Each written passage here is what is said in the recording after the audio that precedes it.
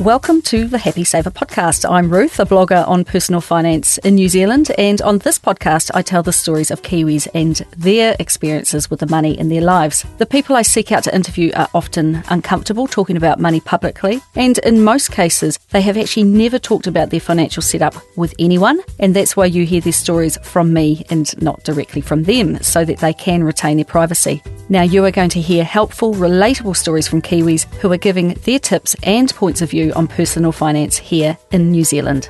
So with that being said, this week I have spoken to a wonderful woman that I'm choosing to call Arataki.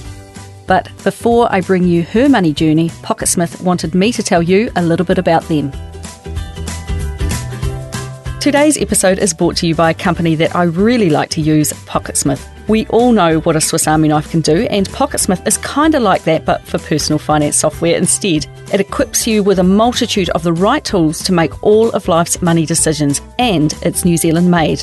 Perhaps you decide to get a clearer picture of the financial legacy you are leaving for your loved ones. You can use the Pocketsmith Net Worth feature, and it will create for you your complete financial position, including assets and liabilities which are not even represented by your own bank accounts. If you would like to try Pocketsmith, go to thehappysaver.com/Pocketsmith and get 50% off the first 2 months on a monthly premium subscription. Pocketsmith, clever budgeting software that lets you see your financial past, present and future.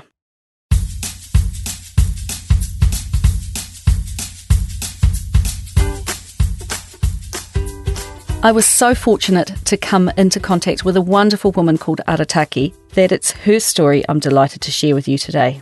Now, she is wanting to stay anonymous, so I've chosen the name Arataki for her because in te reo it means to lead, to point out, or to guide. And after talking for some time, I really felt that this represented who she is, a woman who has not only created her own unique path, but has brought others up with her to walk alongside her. She is a warm, generous and articulate woman, and the journey I'm about to tell you focuses less on the nuts and bolts of good money management, but more on the head and the heart of good money management.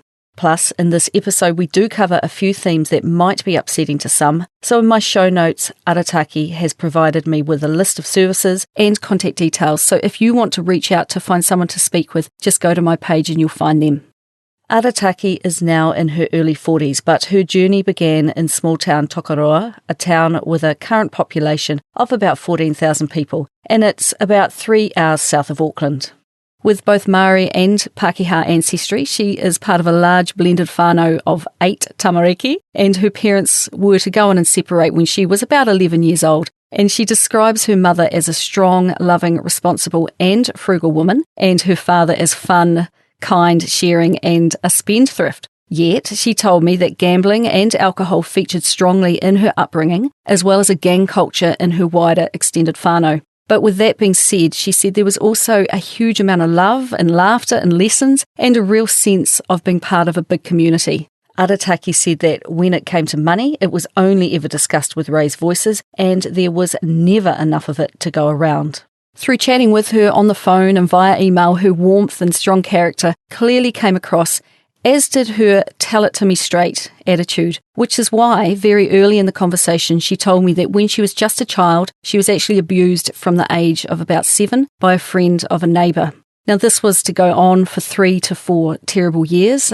He, the offender, was a really wealthy white businessman who preyed upon those in high deprivation, and her understanding now is that the neighbours knew what was happening, but that they needed the financial support that this man was providing them, and if he was apprehended for his terrible crimes, then their income would stop. Now, in her straightforward way, she said she has learned that in retrospect, this is when she began to associate money with safety and security, and as she moved into adulthood, she decided that she was going to be a wealthy person and that having money is what would keep her and those around her safe. And she also associated bad people with upstanding, white, rich men. Now, she was not to know that at a young age, these events were to shape the rest of her life. She became the first in her family to actually finish high school, and even at this young age, she knew that if she could do this, then it would be possible to encourage those young ones coming after her, because it was not good enough to tell people how to do something. You had to show that it could be done, and that is what she did. Her town was full of gang pads and the environment was not conducive to learning, and to become pregnant young and end up on the DPB was the route that so many girls that she knew took. So I asked her if she was actually able to directly influence anyone else. Well, her own sister left school at 16 to be a single mum, and it was once Arataki went on to university herself that she was able to say to her sister, look, it is not the prefects or the duxers from school who make up the numbers at uni. It's mostly those who are in the ring, who are fighting it out, and who are grinding away at their studies and are learning who form the bulk of the students. Her sister went on to do a degree part-time as a single mum, and it took her 12 years, but she bloody well did it. The wider whanau saw what was possible, and they now come to Arataki and say, my niece is going to Polytechnic. Can Arataki please give them a few pointers and a bit of advice, which of course she is delighted to do. And whenever she can, she is leading others forward. And now that she is in a strong financial position, she is helping others manage financially too. So at the age of about 21, she graduated from university with a BCom, and despite working 3 jobs throughout her study, she also came out with $24,000 in student debt. And it was as she neared the end of her uni study that she started addressing the abuse she had endured as a child. As an adult, she now had the capacity to view what had happened to her, to understand the power of an adult over a child, to understand that she did nothing wrong to have this happen to her, and to start to heal and to change the narrative in her own head. She had a friend who opened up to her about her own abusive past, and this was a chance for Arataki to see that she was not the only one going through this, and for the first time she was able to talk about her traumatic past and the large impact it had on her life, including a suicide attempt. She could talk about it in a safe place where she was able to open up and be vulnerable and not be judged. And she said the hardest part of beginning to acknowledge and deal with her pain was to talk to her mother, but she found safe people who she could talk to at the likes of Women's Refuge. And as I mentioned, there are many support details provided on my website under thehappysaver.com/podcast. Just search for this particular episode and you'll find all those links there. As this is such an emotional and sensitive topic, the advice Arataki would give to anyone who may be listening to this who can relate is to find that safe person you can talk to, and when you are ready, begin to heal yourself. She said that only you can heal yourself, but to help you find the strength, there are so many people out there who can wrap you in support and kindness. And I'm so pleased to say her abuser was eventually convicted of his crimes. Now, this abuse made her an introvert, where she was the target of bullies at school, and she also went out of her way to stay the hell away from any male attention, yet in a way this helped her build a future. Whereas other young women in her whanau and her friends in the community were seeking out boyfriends and male attention and falling pregnant and dropping out of school, she kept her head down at school and she saw her studies through to the end. Like many, she had part-time jobs from about the age of 15, and her aunt tells the story of Arataki packing her own sandwiches when she was off to visit the mall with her cousins. Whilst they spent their money on junk food, she ate her sandwiches. Arataki said that when veggie soup is the only thing for dinner in your house all week, then $2 was actually a lot of money to spend at the mall, so she said it looks like she has picked up her mum's frugal ways. Gaining her Bachelor's of Commerce degree taught her to work to deadlines and how to write a good report, skills that she uses to her advantage to this day. And her first full-time job out of uni was actually in hospitality. She was drawn to hospitality because when she was young, her mum took her to Rotorua, where they visited the Centra Hotel. Now, it was in their apparently very grand reception area, which had a huge chandelier, that she thought, I am going to come and work in a place like this. It all felt very glamorous and it gave her something to aim for. And although she didn't end up back in this hotel, she did head to the South Island and worked in hotels and was paid, wait for it, $4.20 per hour. And she worked as many hours as she possibly could. She had her eye on a graduate training program, which she was selected for, and her pay increased to $22,000 a year. This was in the very late 90s. And through the program, where she was based in Christchurch, she was required to spend time with each sector. So think food and beverage manager, room manager, and so on. And she worked her way through each part of the hotel, learning as she went, and she asked a lot of questions of each manager that she worked with.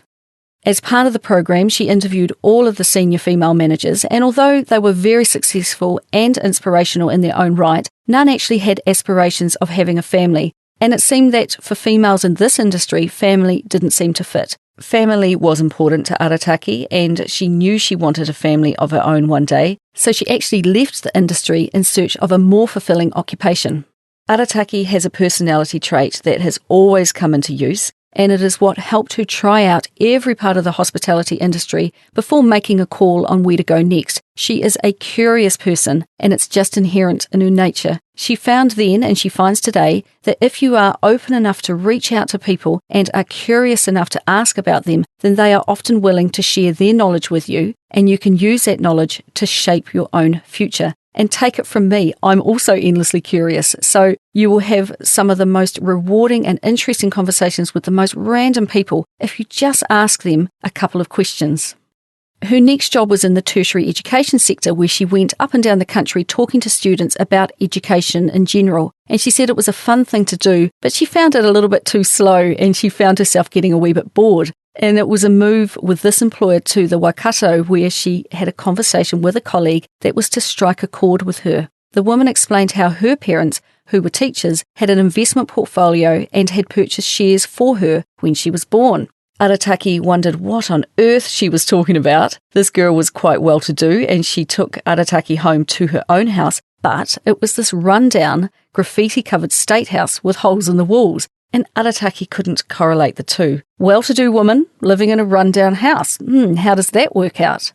So she just had to meet the girl's parents to find out more, and they explained to her that they knew that the government would be making moves to sell off state housing, including the house in which they lived. They kept it looking like a bit of a dump because they felt that if they fixed it up, it would increase the value of it when it came time to go on the market. And if the condition of it was lower, they could buy it at a cheaper price and therefore have a better investment. So she kept asking questions like how they educated their daughter, and they said that they taught her to forecast what might happen in the future, and they realised that they would be given the opportunity to buy the rundown state house, which they did. They also told her about shares in the share market, but at this point in time, she said that her heart was now in purchasing property like this family had, and she was not so open to hearing about the share market. In 1999, she had paid off her $24,000 student debt, and she headed off to do an OE in the UK, as you tend to do when you're from New Zealand. She was paid just £4 an hour, which had her looking around for other opportunities, and she heard about this buzz thing called information technology, or IT, and apparently it was something to do with computers, but the bit that really got her attention was that it paid £25 an hour. Her customer service skills that she had honed in the hospitality industry were really transferable, so she jumped headfirst into IT, earning far better money and spending all of her earnings on having an amazing experience. And she arrived back in New Zealand with a little more cash than when she had left, except she did, of course, bring back a whole new set of skills. Now, back in New Zealand, she started in IT on a salary of just $37,000 a year, and then she took it up into the low $40,000 range. And by 2003, she had saved hard and was ready to finally purchase some real estate of her own. She was ready to buy her first house.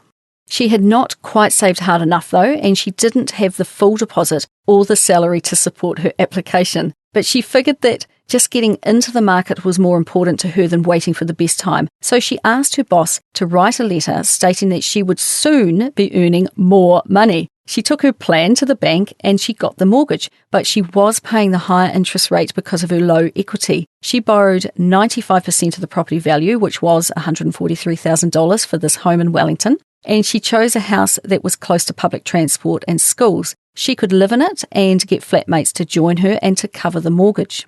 The house worked out well, but the help with the rent, not so much. Unfortunately, she ended up with girlfriends coming to stay who didn't pay her any rent, and her own brother moved in and she didn't charge him. And remember that her boss had signed a piece of paper saying she would soon be earning more money? Well, she held them to that, and she did get that pay rise. I really like her style. And it was at about this time that she rekindled a relationship with a guy, which would ultimately put her home ownership plans in real jeopardy. Together they went on to purchase another 4 properties, which were negatively geared, yet all appeared to be going reasonably well in their own minds. They became pregnant and were very excited about becoming parents, but were then devastated when they lost their baby at 33 weeks, which is a heartbreaking and absolutely tragic thing to happen. Her partner actually went off the rails after this, and he just couldn't cope with his grief. He became so stressed out, what with dealing with their properties and with losing their baby, that he actually stopped working. Arataki was in deep grief and dealt with this by keeping as busy as she possibly could and getting the support of her whanau, which is at the core of everything she does. Now, it was a hard struggle to move forward. And it was during this time that she would spend a Saturday at the cricket, watching the children of her friends in whanau play. Now, cricket takes a really long time to play, so she would always take 2 books to read. One would always be a finance book, such as Letters to Austin by Martin Hawes or Rich Dad, Poor Dad by Robert Kiyosaki. And if she read that educational book, then she would let herself read a trashy novel by someone like Marion Keyes.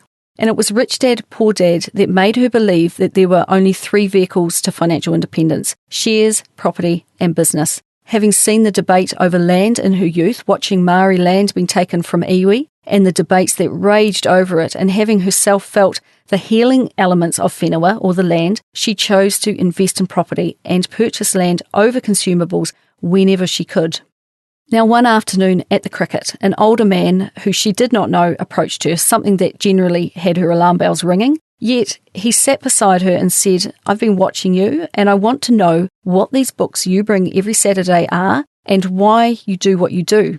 So she told him her story, and then she started to have a conversation about him. Now, he grew up in a single-parent family, and on his way to school each day, he would walk through an alleyway that cut through some businesses, and he noticed that these buildings kept getting burgled. So he started a security business with a dog to protect these buildings, and from there, his love of business began. Unbeknownst to her, he was Doug Catley, who in 2013 was a recipient of the Member of New Zealand Order of Merit for services to sport and healthcare services.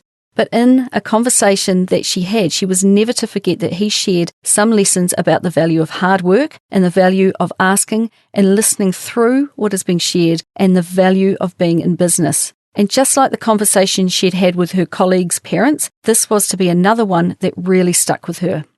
In 2007, her troubled relationship came to a head. About a year and a half after they lost their daughter, Arataki was to lose 3 babies during their time together, which took a huge emotional toll.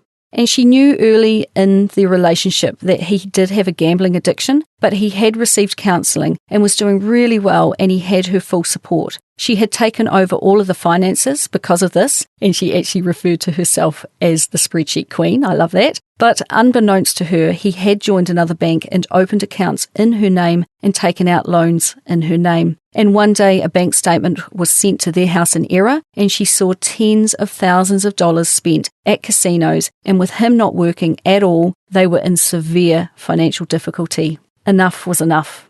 I asked her if her portfolio of properties could have survived if he had not been a gambler, because by now she was earning good money, but she said no, there was just too much negative gearing and too much debt, both mortgage and gambling debt. So the ex took half of what they had, literally cleaning out half the physical items of their home, and he also took half of the debt, but still left her with the other half of his gambling debt as well. A lesson that she offered to the young and in love is, if there is inequality at the beginning, consider moving on. Don't hang around for the later consequences. So she ended up with 2 properties, including the one that was her very first home, and both of them were mortgaged. And after the experiences that led her up to this point, she started to refine those teachings into a plan to lead her forward. And today she leads the Maori strategy for a very large New Zealand company, and she is in a fortunate position of being able to combine her cultural values and social conscience with a commercial focus. So it's a win-win really, and everything I read about her and learned from speaking to her told me that she is a woman who puts the collective above the individual, her whanau front and centre, and she's a real leader with a very strong kaupapa or sense of principle in all that she does. And it was in around 2008 that she met her husband and things began to come together. Now, he worked in the same IT field as her, was a divorcee with 2 children, and they hit it off immediately and have now been together for about 11 wonderful years. She described him as her darling hubby, a Pākehā man whose parents both had a strong work ethic and were sensible in their approach to money, who lived a conservative life regardless of their relatively high incomes. She said her hubby is a good man, a family man, and a kick-ass businessman. They now appreciate the beauty of their different upbringings, and they work to combine the lessons that they have each learned to bring up their own whanau. Now, both came to the relationship with pretty dire financial positions, having both met their obligations to both ex-partners. Their loan-to-value ratio sat at 104%. Their net worth was a negative $300,000. and they had a negatively geared rental portfolio requiring a payment of about $4,000 a month with 5 dwellings in a crashing property market. But they didn't care because they were in LOVE love. But they didn't just combine their poor financial situation, they also combined their sought-after employment skills and their high-paying jobs. So using these, they started to navigate a way forward. Together, they listened to a podcast that talked about how you could cash flow positive multi-dwelling properties in lower socio-economic areas. So they started to focus less on single-dwelling properties and more on multiple dwellings, and an added benefit was that they needed little capital to make this happen. Now, as I mentioned, she purchased her first house for $143,000. Well, she went on to sell it for $260,000, and they began to buy these multi-dwelling properties and take on more and more debt. They got to $3 million in debt at one point, and even though her husband was pretty relaxed about it, Arataki just could not sleep at night, and she really felt the weight and the burden of this debt. The tenants were smoking pee in their houses, there were gangs moving in, there was all sorts going on, and it's reached a tipping point where they discussed the situation and decided to trade down. They lost some money along the way, but they got their debt down to about $1 million, which was a level she felt more comfortable with and could again sleep at night. And they moved away from their low socio-economic housing strategy, and they now have more solid houses or standalone units that are in reasonably good socio-economic locations, and now they employ a property manager to look after them. After a long struggle and with the help of IVF at the cost of around $30,000, they now have 2 beautiful children together. But creating their family was a difficult time as she coped with the loss of losing 3 babies before this, and it meant she had to cut back on work, downsize their financial lives and focus on the journey. Arataki was back at work 6 weeks after her first baby and 3 months after her second, but she knew that eventually they would have the freedom of choice, but for now it was head down and bum up to support 2 families plus her wider extended family. Arataki is a woman who gathers others to her, and their house must have expanding walls because now it regularly expands from 5 to 8 kids. For the past 8 years, they have actually hosted foreign students who have not settled with their intended host families, and they have had various au pairs to care for their own children while Arataki and her husband both work. She says they now have 4 kids, 2 of their own, who are under 10 years old, her 2 stepkids, who are now late teens, and their bonus kids, who are the international students and au pairs. And she described her home as beautiful chaos, which I thought was a lovely description. She said the dinner table is a really lively place and they each learn from each other because each come from a different culture and have different takes on life. She said that the richness of the cultures around the table and the learning they give each other, she hopes will give them a bigger worldview, and her own children's language is peppered with words from other languages, which is pretty cool. She said that everyone is curious at the dinner table and that any question goes. They discuss what it costs their family per month to live, and they talk about being very privileged, but that they also have high cost to service. If any of them see another person that they want to be like, then she encourages them to be curious and to ask questions of them. But she also warns them to look out for those people who look wealthy in both spirit and money, but are not. And as we each struggle through life, curiosity can be used as a gift, because she said most people you will come across are good and they will be generous with their time and their information.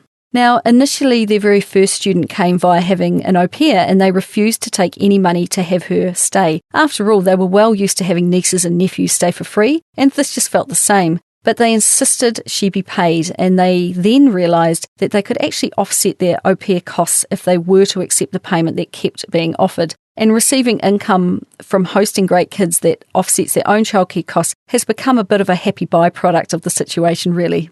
Now, one example she gave of 2 cultures colliding was of 2 of the very first young people they had come and join them. One was an au pair who saved every penny, and she saved up for 6 months to buy a $350 iPod. The other was a student from Thailand whose father had given her a platinum credit card with a monthly spend of $13,000 on it, which she would spend on the likes of $5,000 handbags. Now, she had no concept that the rest of the world didn't just get handed money each month, but those 2, they formed a great friendship, each learning from the other, and they are still in touch and still learning from each other.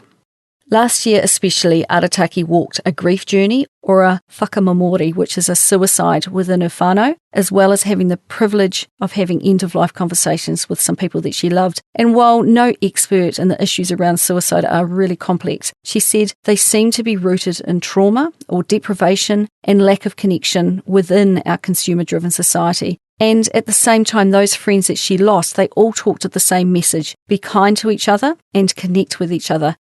Arataki's hope is that we can all share and learn the skills, financial literacy being one, so we can serve our people, we can feel safe enough to show vulnerability and know that we are enough so that others can see it's possible to do the same. And I just thought that was really fantastic advice.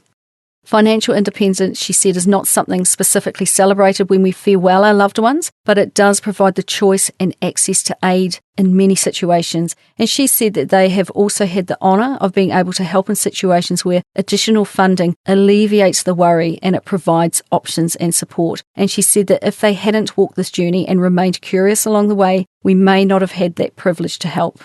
And for that, they are very, very grateful. 3 years ago, Arataki took a year-long sabbatical from her high-paying job with a goal to earn $0 and to give her time to community initiatives. She said that by this time her bank account was full, but that her heart was actually empty, and she wanted to ensure that they were not addicted to the paper, by which she means the money, and that they become more clear about what was driving them. And it raised a question that she now works on finding the answer to. How can we get Māori to achieve both a thriving whānau and a successful financial life without suppressing one to achieve the other? Now, to date, the couple have bought and sold 18 properties, and she said that they are slow learners, and it turns out that they are also rubbish at renovation and at decoration. So many of these properties were sold at just a minor gain or even at a loss, particularly when they were shedding their debt. That said, most did have reasonable cash flow, which helped with the debt paydown and the purchase of further properties. And with each transaction, they learn a few lessons. They currently have 5 properties, including the large home that they currently live in. Whilst their incomes have risen and they are both on similar incomes of 6-figure salaries, they have allowed only very minor lifestyle creep, living, she said, on the smell of an oily rag. And last year, their savings rate was 60%. Now, over the last several years, they have aggressively paid down the debt on their properties, and this high savings rate or debt repayment rate has been a huge factor in getting them to what they call their freedom number, which is having enough assets that will generate them a passive income of $140,000 a year. Now, this number is pretty high. I'm more used to hearing people say they need, say, $40,000 to $50,000 a year of passive income to live. But this is where Arataki is again coming at it from a different kaupapa. This figure will support not only their own needs, but also their financial obligations and desire to help and support their extended whānau, because she fully believes in sharing the wealth around and bringing others along with you. And it's not like she thinks of this as her being generous. It is simply part of who she is. It's a part of her culture to support a network of people much wider than just her husband and their children. And this is very different, a very different ethos to how our society operates. And I actually think I prefer it. Now, being the planner that she is, at the beginning of their marriage together, they had created a plan of how much their whānau needed to be free. They then embarked on a 12-year journey to freedom to implement that plan, but they actually hit it 1 year earlier. And when we spoke in March and again in April this year, this is 2019, she was delighted to tell me that they have done it. They've hit their freedom number, and this has triggered them to put their large Wellington home that they currently live in but they now no longer need on the market, and they're going to move into a much smaller property. Now, this sale will also allow her to step down from her full-time mahi and drop her children off at school and pick them up each day. And this is a true milestone, which she hopes to reach by July, and it has been the ultimate dream to take over from their au pair, who has been doing a wonderful job, but still support her wider whānau and do it all without any financial worry. Now, as they are in the final stages of powering down their debt, the proceeds of the sale will clear all remaining debt, and the surplus will be invested in a way which will balance up their portfolio, which is currently overly real estate heavy. They intend to invest in a mix of index funds, which are also PI funds, so they've got some tax advantages, which will provide an ongoing income for them. So what with this income and the income from their mortgage-free rental properties, plus one salary still coming in for the time being, she is more than excited about the future ahead, and she lists creating passive income as her greatest financial triumph to date. Arataki said that she has a very small number of individual shares, and both of them also pay into their Simplicity KiwiSaver funds, and her husband also gets allocated some shares through his work, and in time he will be able to also step down from his work when he feels he wants to, and when they decide that they would like to move further north to be closer to their whanau. Their housekeeping is in order with current wills in place and a family trust already set up to support their children if they are not around to do so. Arataki said that she won't be giving their kids a handout, but will instead continue to keep showing them how to walk this journey so that they can choose their own paths armed with information. And through sharing their journey around the dinner table, when they share kai each night, their children are learning to take an active interest in their own financial lives, with their teenager now picking up personal finance books, which is terribly exciting for me to hear, getting a part-time job and beginning to invest in smart shares. And their youngest two, they love their save, their spend and their give money jars too. So they are starting good money habits very early in life. Once again, reaching out and pulling the next generation up behind her, which is wonderful, and this is how we should be teaching our children. Now, I just wanted to touch on income for a moment because Arataki has a specific point for all the women listening to this. We undervalue ourselves and it's time to stop, she said. Next time you are in a position to negotiate a salary, pick a number and add 40% and negotiate down from that number because that is what your male colleague is going to be asking for. She said, be cheeky about it and you will be pleasantly surprised. That's her advice. And another work tip that she learned from a property investor called John Gray is to work your way to the bottom with the highest salary that you can. She at one point managed 200 staff. She now has no staff, yet she earns more than she ever has before. And this frees up her time to pursue other things like joining a board as a director, for example, for volunteering her time to a range of community groups and other initiatives. She has developed a set of skills that call others to her. So she said, show your value to others and show them that they need you. And she shared with me some lessons she has learned along the way, saying they had little to do with the actual mechanics of financial literacy, but I have to disagree with her there. I think they have everything to do with being good with money. Firstly, she said, wealth is a privilege, honour and serve it where you can. Next, the privilege of struggle is actually a gift. She said delayed gratification and being frugal is helpful. She said understand personal value and bring it to the table with humility and grace. Care for the future via wills, contracting out agreements and trust structures. And she said, celebrate curiosity. If someone inspires you, then reach out. Most people are generous of spirit. And she said, work hard, be strategic and holistic in nature. Allow vision and purpose to fuel your journey. And above all, she said, be kind, even in the most confronting times. In the end, it's all that matters. Wise words. Thank you, Arataki. So it's almost time to wrap up, but before I do, I have another quick message from today's sponsor. A big thank you to Pocketsmith for helping me bring this episode to you today. I use Pocketsmith to help me make great money decisions and keep track of my personal finances, and you can too by going to thehappysaver.com/Pocketsmith to get 50% off the first 2 months on a monthly premium subscription. Pocketsmith, clever budgeting software that lets you see your financial past, present and future. So this money journey was not so much about the details of how much they have and where they've put it. It was more about how the experiences that you have in life can guide you and take you in a direction that you want to go.